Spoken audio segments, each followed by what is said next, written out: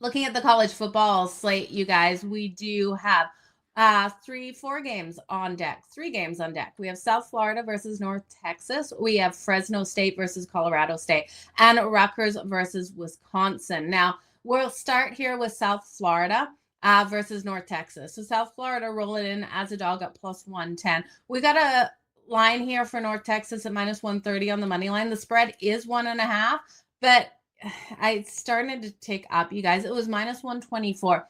At minus 1.5 is minus 118 here for North Texas. The money is coming in. Now, this one has a high total, highest total of the Friday slate of 66.5. When I look at this one, it's going to be an interesting matchup here as these two top teams in the American Conference clash off. South Florida is 4-1 on the season. They've won their last 2 games in a row, and they're 1-1 out there on the road. North Texas yet to be defeated. They're 5-0 on the season.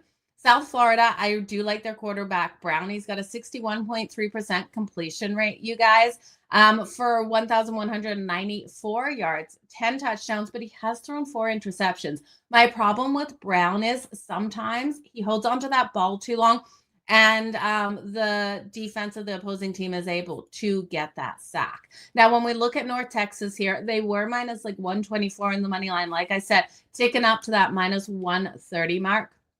We have Drew. He's got a 67.9% completion rate. He's been able to throw for 1,247 yards so far this season. He's got 11 touchdowns. And when I look at his touchdown to interception ratio, you guys, it's 11-0. They have a strong 1-2 punch with the running back room as well, with McGill and Hawkins coming in nice and strong. This is a defense that plays really fast tempo. They're able to bring that pressure. So that scares me. For the quarterback here for South Florida, Brown, I do think the books have the right side with North Texas here at home. It seems pretty square, and you guys know that I don't like just being on the favorite, but I do think we could see North Texas pull it off here at home. I just don't want to lay the minus 130 mark. So if I'm going into this game, this would be a live bet if South Florida goes up first, and Cody's rolling with South Florida straight up on the money line for that plus money.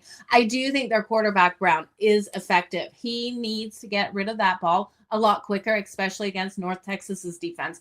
If Brown can get rid of that ball nice and quick out to his weapons out there and not hold the ball in the pocket too long, they should be able to pull this one off. If they don't, we will see North Texas take this at home. So I do think this is a live betting situation with the spread so close at 1.5. I will be coming back in on a team when they go down. So I do think North Texas plus the points if they go down to start this one. I'm going to move on to the next game. The next game on the docket in college football is Fresno State versus Colorado State. Now, this one has the lowest total of a Friday night. It's got 47.5.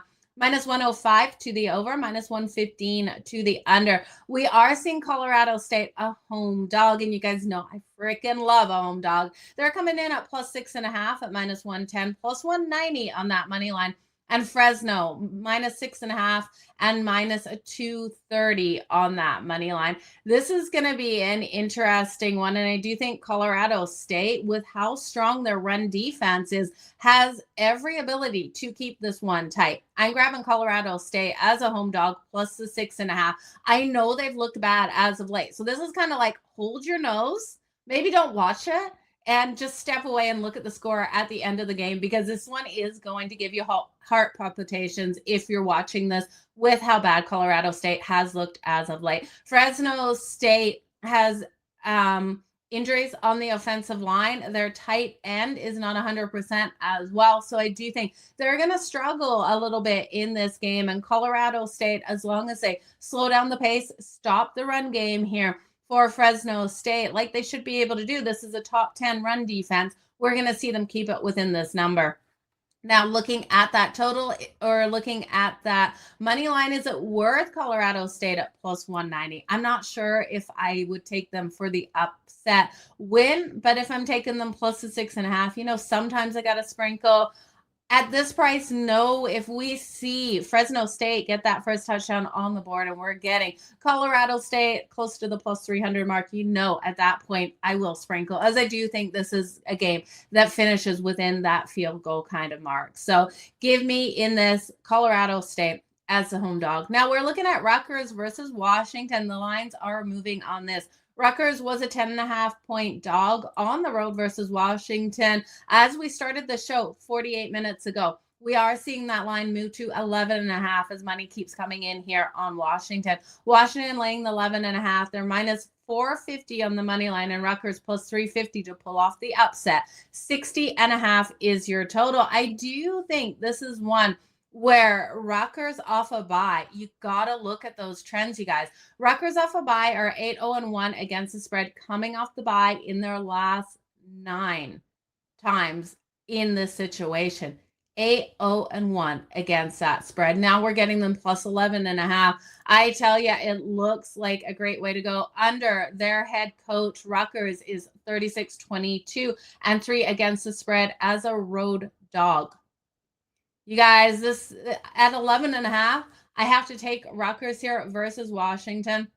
I do think Washington, you look at their travel concerns coming back home here, and I think Rutgers has every ability. Now, you can look at Rutgers in the first half, and I do think that's probably the smarter way to go.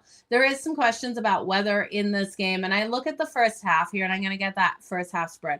I haven't run to the window on this because I did think lines would move. I think the public will continue to come in on Washington over the day. We're seeing first half Rutgers plus 7.5. You guys, that feels like an absolute gift from the books. Rutgers plus 7.5 in the first half. They juiced it though at minus 128. I do think that first half total is interesting as well. 31.5, but you're going to have to lay too much juice to the under at minus 138. So it's going to be interesting.